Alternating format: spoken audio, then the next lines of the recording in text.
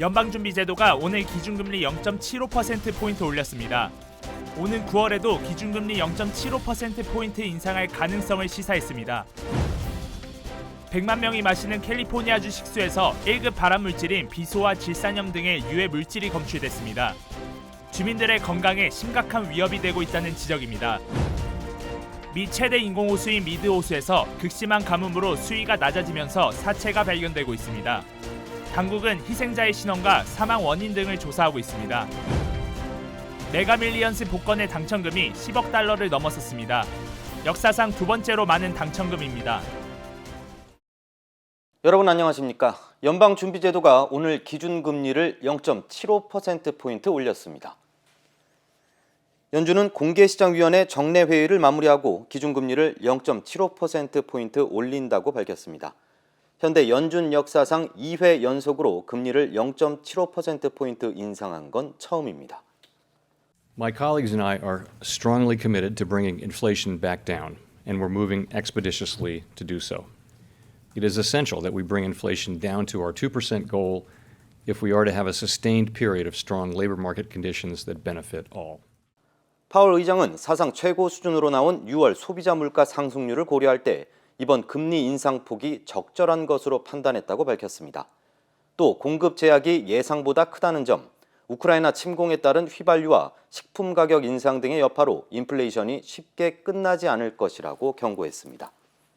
다만 경기 침체 우려와 관련해 파월 의장은 성장 속도가 느려지고는 있지만 고용시장이 전례 없이 튼튼한 점을 고려할 때 미국 경제가 침체에 빠졌다고 보지 않는다고 선을 그었습니다. 한편 제롬 파월 연방준비제도 의장은 오는 9월에도 금리를 0.75%포인트 인상할 가능성을 시사했습니다. 파월 의장은 오늘 기준금리를 또다시 0.75%포인트 인상한 뒤 가진 기자회견에서 다음 회의에서 이례적인 큰 폭의 금리 인상이 적절할 수도 있을 것이라고 말했습니다.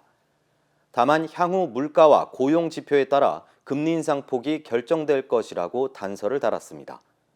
이어 파월 의장은 상당한 추가 긴축이 진행될 것이라고도 덧붙여 인플레이션이 꺾일 때까지 긴축 통화정책 기조를 유지하겠다는 뜻을 재확인했습니다. 또 연준의 급격한 금리 인상이 경기 침체를 초래한다는 시장의 공포에 대해선 미국이 경기 침체 상태라고 생각하지 않는다면서 현재 노동시장이 매우 강한데 경기 침체에 진입한다는 것은 말이 되지 않는다고 강조했습니다. 캘리포니아 주민 100만 명이 마시는 식수에서 발암물질이 검출됐습니다. 수백여 개의 상수도관에서 1급 발암물질인 비소와 질산염 등의 유해물질이 발견됐습니다. 주민들의 건강에 심각한 위협이 되고 있다는 지적입니다. 홍지은 기자입니다.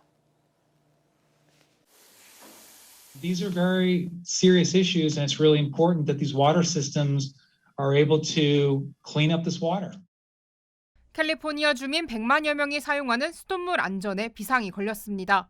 주 감사관이 발표한 보고서에 따르면 주내 수천 개의 상수도 시스템 가운데 5%가 질산염과 비소 등 1급 발암물질에 노출된 것으로 확인됐습니다.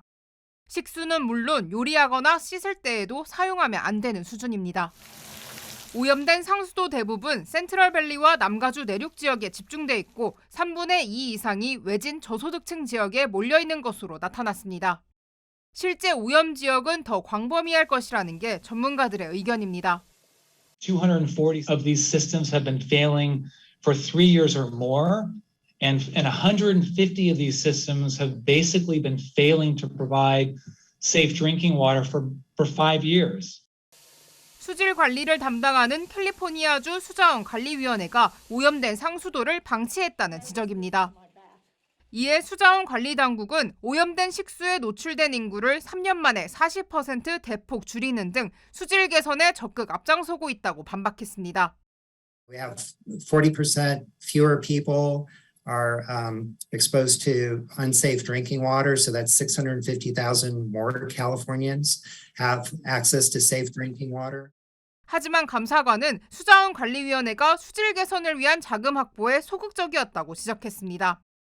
감사 결과 신청한 보조금과 대출금 등을 승인하는데 평균 3년 가까이 소요된 것으로 파악됐습니다. 이에 대해 위원회 측은 주민들에게 안전한 식수를 제공하는 것을 최우선 과제로 삼고 있지만 개선 효과가 나타나기까지 시간이 걸리고 있다고 해명했습니다. MBC 뉴스 홍지은입니다. 네바다주와 애리조나주 경계에 위치한 미드 호수가 극심한 가뭄으로 수위가 낮아지면서 연이어 사체가 발견되고 있습니다. 미드호 국립공원 측은 지난 25일 미드 호수에서 사체가 발견돼 유해를 수습했고 클락 카운티 검시소에서 희생자의 신원과 사망 원인 등을 분석하고 있다고 밝혔습니다. 경찰에 따르면 지난 5월 40여 년 전 총상으로 숨진 사람의 유해가 호숫가 드럼통에서 발견된 가운데 며칠 후 땅에 반쯤 묻혀 있는 또 다른 유골이 발견됐습니다. I'll probably keep an eye out. And with it being low, I suppose there's obstacles I'll have to keep an eye out for too. 연방항공우주국에 따르면 지난 1937년 4월 콜로라도 강에서 후버댐을 건설하면서 처음 물이 채워진 이후 미드호 수위는 최대 용량의 27%에 그치는 등 가장 낮은 수치를 기록하고 있습니다.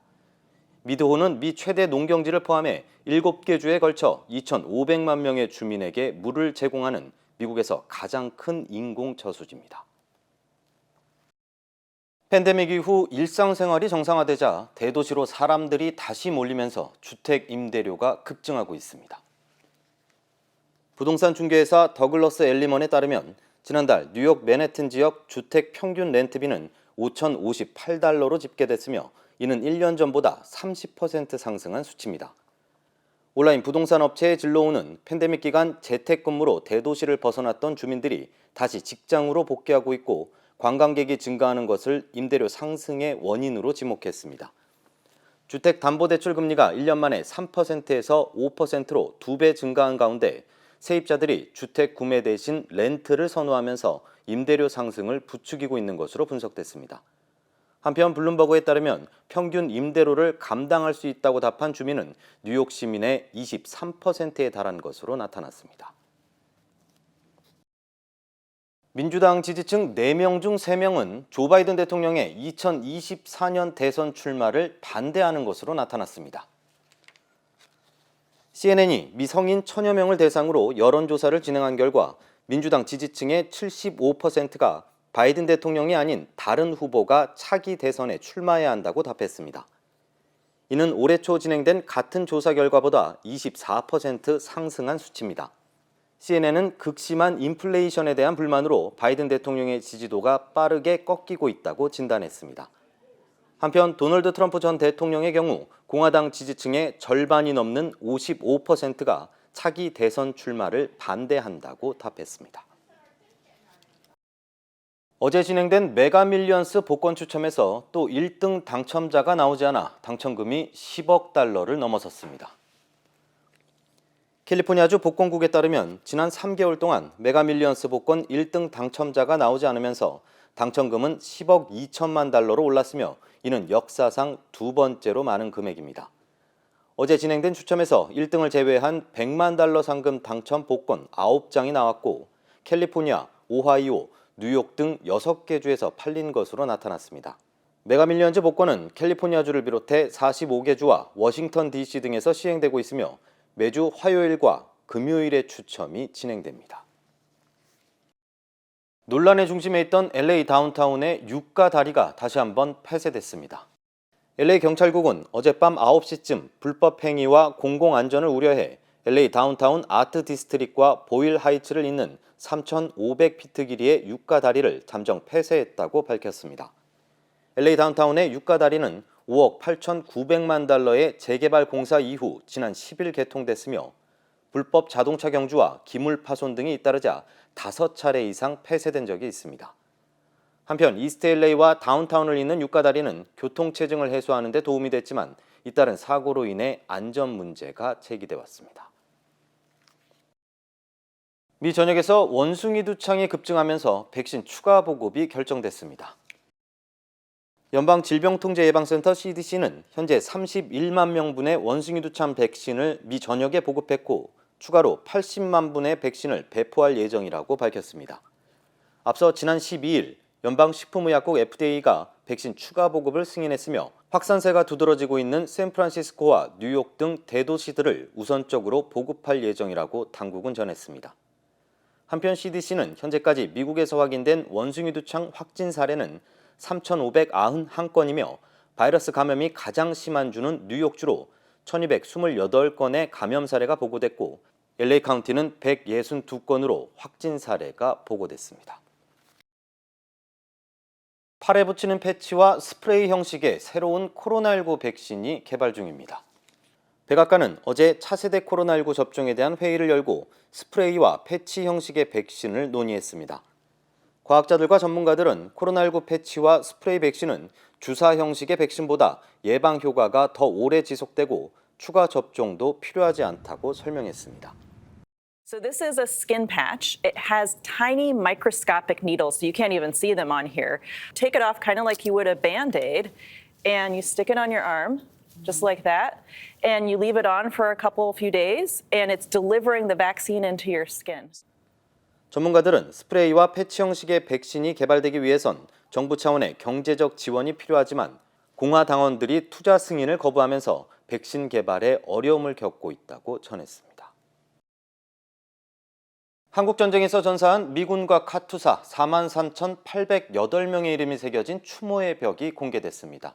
워싱턴 DC에서 열린 헌정식에서 참석자들은 굳건한 한미동맹의 상징이 됐다며 의미를 기렸습니다. 김수진 특파원입니다. 정전협정이 맺어진 지 69년이 지나 미국 워싱턴 DC 한국전쟁 기념공원에 43,808명의 전사자 이름이 새겨진 추모의 벽이 마침내 세워졌습니다.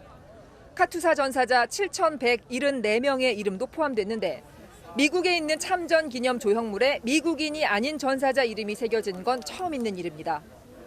오늘 헌정식에서 미군 군악대는 한국 민요 아리랑을 연주했고 한국전쟁에 참전한 22개 국가의 이름이 하나하나 호명됐습니다. 윤석열 대통령은 보훈처장이 대독한 기념사를 통해 추모의 벽이 한미 혈맹의 강고함을 나타내는 조형물로 건립됐다며 의미를 부여했습니다.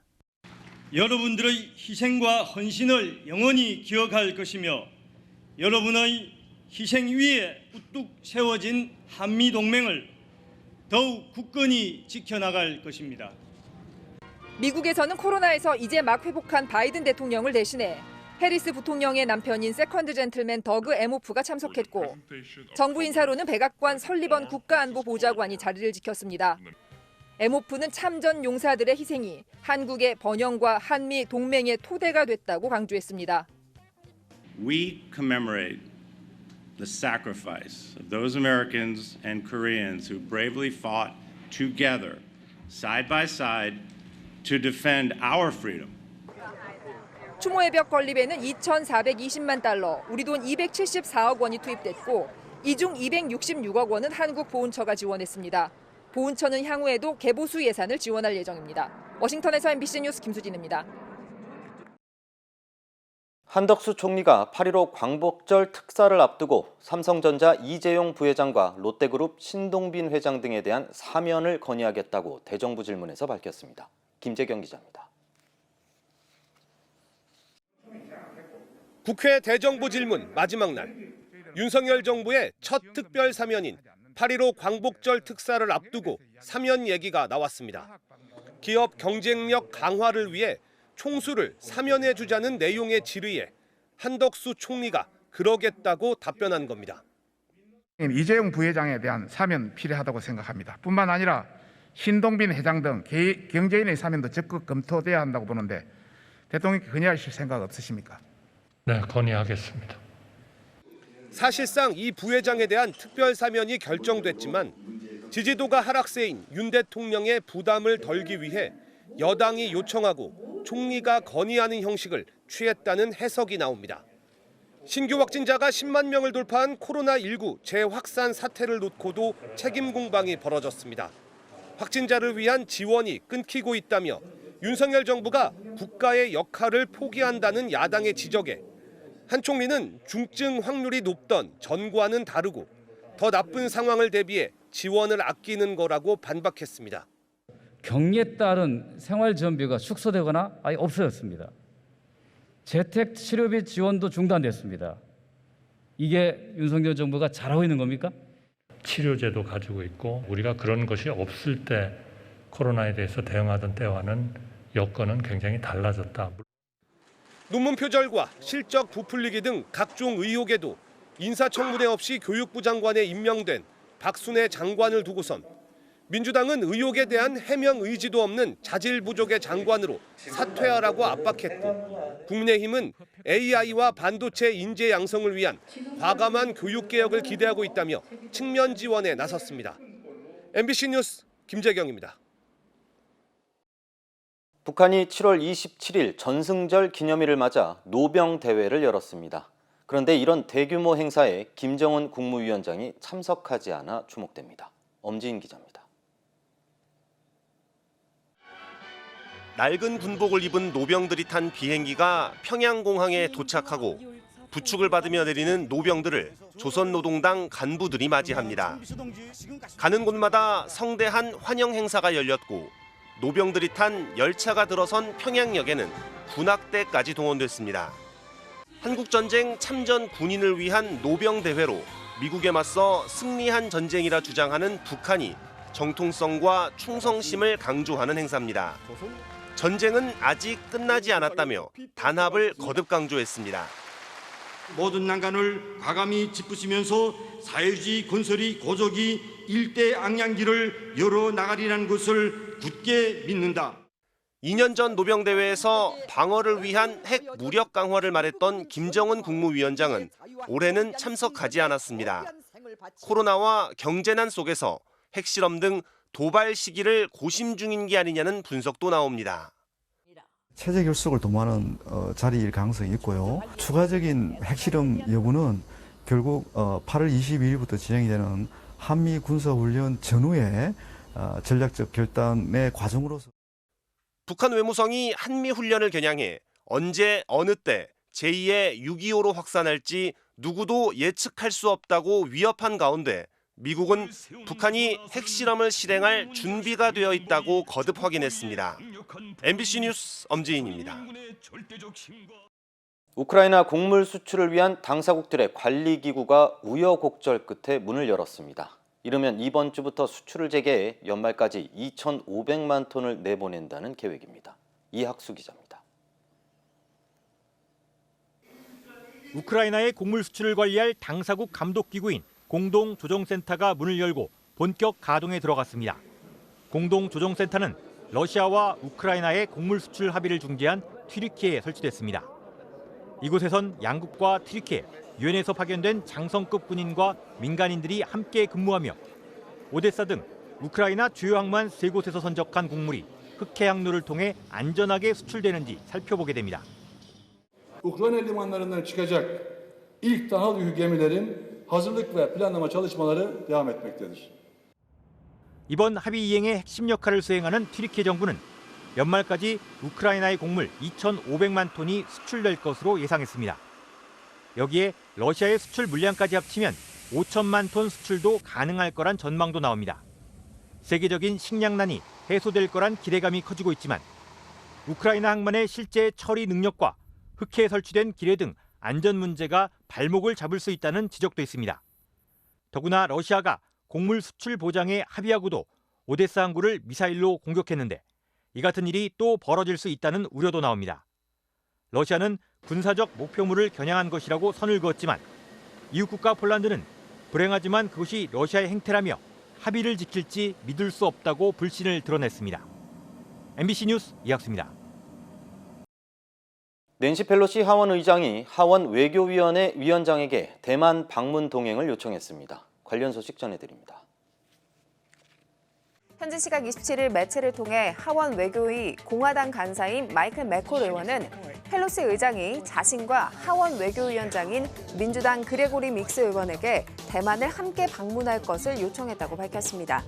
그러면서 사전에 잡힌 다른 일정과 겹쳐 거절했다고 전했는데요.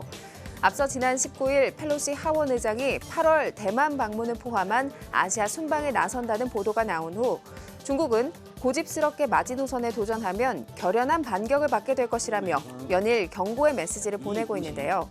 군 당국의 우려와 중국의 반발에도 펠로시 의장이 대만 방문을 강행하는 게 아니냐는 전망이 나옵니다. 코로나19로 재작년 도시 전체가 봉쇄됐던 중국 후베이성 우한시가 또다시 부분 봉쇄에 들어갔습니다. 무증상 감염자 4명이 확인됐기 때문인데요. 방역당국은 90만 명이 거주하는 우한시 장샤구에 어제부터 사흘간 임시통제 조치를 시행하고 주민에게는 외출 자제령을 내렸습니다. 버스와 지하철 등 대중교통 운행을 중단하는 한편 영화관과 PC방 운영, 식당 내 식사도 모두 금지했는데요. 우한시는 재작년 초 76일간 도시 전체가 봉쇄됐고 같은 해 5월에도 부분 봉쇄된 바 있습니다. 의자에 앉아있던 학생들이 줄지어 강당을 빠져나갑니다. 지난 24일 미국 미시간 의과대학 신입생 환영식에서 교수가 등장하자마자 학생들이 대거 퇴장하는 일이 발생했는데요. 환영식 연사로 그간 낙태 반대 입장을 밝혀온 크리스틴 콜리어 내과 조교수가 등장하자 신입생 170명 가운데 70여 명이 항의의 의미로 강당을 빠져나간 겁니다. 앞서 의대 신입생과 재학생 300명 이상은 환영식 전에 학교의 연사를 교체해달라고 요청한 것으로 알려졌는데요. 이 학교 측은 개인의 생각을 문제 삼아 연사를 교체할 수는 없었다고 설명했습니다. 이 시각 세계였습니다. 인터넷과 SNS에서 화제가 된 소식들을 알아보는 투데이 와글와글입니다. 하와이에서 수영을 즐기던 여성이 바다 생물에게 습격받는 아찔한 경험을 했다는데요. 어떤 상황일까요? 더위를 쫓기 위해 하와이 와이키키 바다에서 수영을 즐기는 여성. 그런데 그녀를 지켜보는 검은 그림자가 있었으니 다름 아닌 하와이에 1,600마리만 남은 멸종 위기종인 몽크 바다 표범입니다. 마치 침입자라도 본 듯 수영객을 향해 공격성을 발휘하는데요. 이 과정에서 60대 여성은 얼굴과 팔 등의 피부가 찢어졌고 카누를 타고 있던 남성에게 가까스로 구조돼 안전한 곳에서 치료를 받았습니다. 알고 보니 이 하와이 몽크 바다 표범은 2주 전 새끼를 출산해 예민한 상태였는데요. 현지 해양동물단체도 휴양객들의 안전을 위해 경고판을 설치하고 예의주시하고 있었다죠. 당국은 재발 방지를 위해 몽크 바다 표범 가족이 사는 해안선에 밧줄을 치고 관광객들의 접근을 금지했습니다. 에메랄드빛 바다를 가르는 보트 주위로 둥둥 떠다니는 하얀 점들. 바로 해파리인데요. 물 반 해파리 반이란 말이 실감나는 이 장면은 이스라엘 하이파항 해안에서 포착됐습니다. 마냥 아름답다고 볼 수 없는 이유가요. 기후변화로 지중해 수온이 상승하면서 수백만 마리 해파리떼가 몰려든 겁니다. 이 바람에 해변을 찾은 관광객들이 줄어들면서 올해 이스라엘 관광산업은 130억 대의 손실을 입었는데요. 현지 전문가는 수온이 계속 오르면 해파리떼가 유럽의 해안에도 출몰할 수 있다고 경고했습니다. 자, 그런가 하면 지금 보시는 곳은 스페인 마요르카 한 광장의 거리인데요. 말이 맥없이 쓰러져 있죠. 40도가 훌쩍 넘는 폭염 속에 관광객을 태우고 마차를 끌던 말이 극한 더위에 지쳐 쓰러졌습니다. 마부가 고삐를 당겨보지만 꿈쩍하지 않는 말이 매우 안쓰러운데요. 온난화로 인해 동물도 생명의 위협을 받고 있습니다. 1969년 닐 암스트롱과 함께 아폴로 11호를 타고 인류 최초의 달 착륙 위협을 이룬 미국의 전 우주비행사 버즈 올드린. 당시 그가 달을 오고 갈 때 우주선 안에서 입었던 우주복이 미국 경매에서 약 270만 달러, 우리 돈 35억 원에 낙찰됐습니다. 이는 미국의 우주 물품 경매 사상 최고가인데요. 낙찰된 재킷은 올드린의 개인 소장품으로 그의 이름표와 함께 미국 항공우주국의 영문 로고 등이 새겨져 있습니다. 현재 아폴로 11호 승무원 중 유일하게 생존해 있는 올해 92살의 올드린. 달을 최초로 밟은 닐 암스트롱에 가려 세간의 주목을 받지 못했지만 영화 토이스토리의 버즈가 그를 모델로 했다는 사실이 알려지면서 재조명됐습니다. 투데이 와글와글이었습니다.